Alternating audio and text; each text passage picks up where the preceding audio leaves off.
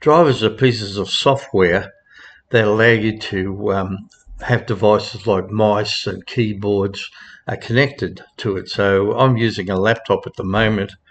If you go into the search bar and type in device manager, this will show all the drivers on your computer. So you've got drivers for disk drives, drivers for display adapters. So this has a NVIDIA graphics card plus an internal graphics card, keyboards.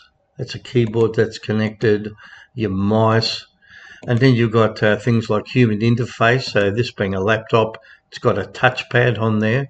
So say for instance you were having trouble with the touchpad not working. You could right click on there, and you could first thing you could try doing is try to update the driver.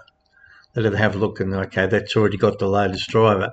The next thing you could do is right click, and you could go we can disable it if you don't want to use it, but if you uninstall it, it'll give you a warning.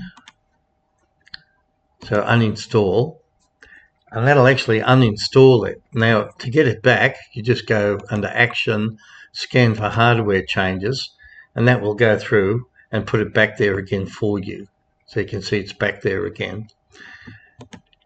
So you've got a keyboard, the drivers to keyboards, your mice.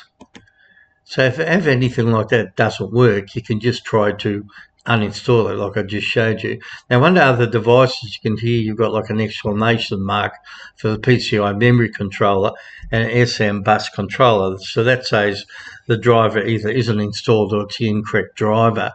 Now you can try right clicking on that and updating, but in practice this never works. So your best bet to fix this issue is to look on the manufacturer of your computer's website for that specific model number, and then put in what type of driver it is and download it and install it, and that should fix the issue.